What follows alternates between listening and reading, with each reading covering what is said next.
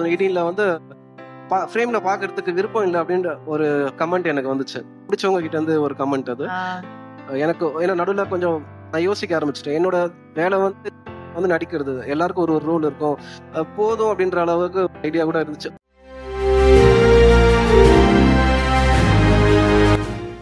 இவர் மேலே வந்து உண்மையாலுமே ஒரு ரெஸ்பெக்ட் இருக்குன்னு சொல்லலாம். பிகாஸ் வந்து ஒவ்வொரு படத்துக்குமே வந்து அவர் அவ்வளோ எஃபோர்ட் போட்டு தான் வந்து பெர்ஃபார்ம் பண்ணுறாரு. அந்த பெர்ஃபார்மன்ஸ்லாம் பார்க்குறக்கே ரொம்ப அழகாக இருக்குது. அப்படி ஒரு சூப்பரான கெத்தான கேரக்டர்.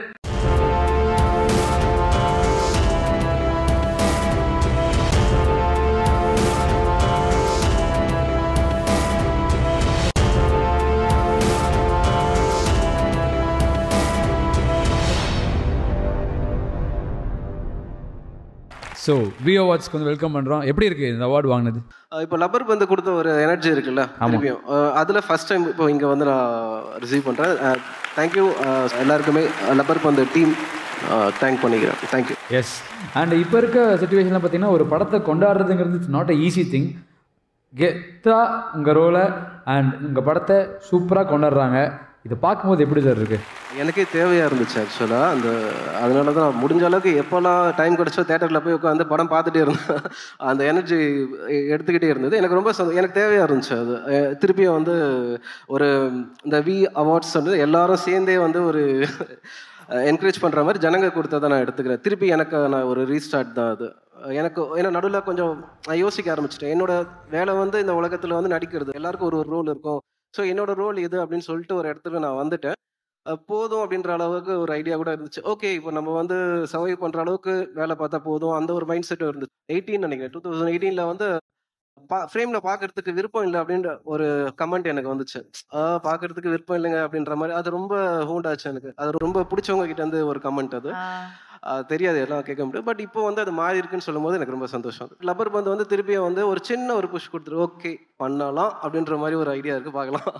சார், இத்தனை வருஷம் நீங்க இவ்வளோ விஷயங்களுக்கு வந்து நீங்க பண்ண அந்த டெடிகேஷன், அந்த போட்ட ஹார்ட் ஒர்க் தான் இந்த லேசான படத்தை அந்த மாதிரி கொண்டு வந்து அந்த இடத்துல வந்து நிக்க வச்சிடல. அந்த கேரக்டர் நீங்க இறங்கும் போது அவர் கெத்தா இருந்ததுல, பேரே பயங்கரமா இருந்தது அப்படிங்கிற. தமிழரசு பச்சைமுத்து அந்த படத்தோட இயக்குனர் தான் அது. ஏன்னா ஃபர்ஸ்ட் வந்து சொல்லும் போது அவர் அப்ரோச் பண்ண எனக்கு அவ்வளோ சீக்கிரம் நான் கனெக்ட் ஆக மாட்டேன், பேசுறதுக்கு கஷ்டமா இருக்கும் எனக்கு இப்படின்னு கொஞ்சம் பழக டைம் எடுத்து பண்ணாரு. பட் அவர் வந்து என்கிட்ட பேசும்போது அண்ணன்னு சொல்லிட்டு ரொம்ப செகண்ட் தாட் எல்லாமே பேசினாரு.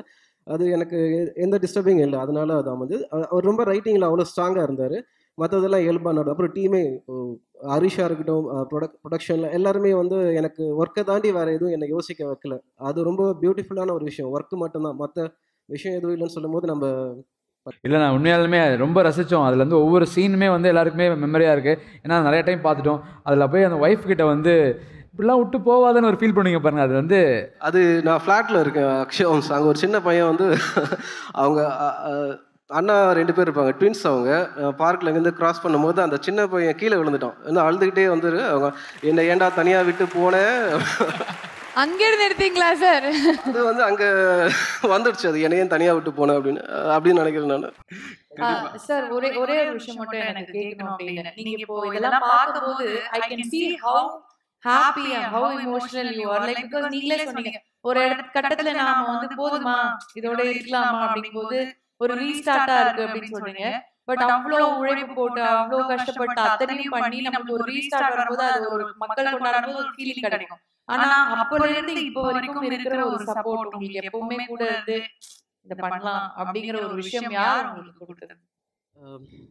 எப்பவுமே இருக்கா வீட்டில் அம்மா, பிரதர், அப்புறம் ஜனங்க தான். ஏன்னா அவங்க தான் இதை அந்த கெத்து அந்த டிரான்சாக்ஷனை ஏற்றுக்கிட்டாங்க. அது செம சந்தோஷமான விஷயம். ரஞ்சித் சார் எப்பவுமே வந்து சப்போர்ட் பண்ணுவாங்க.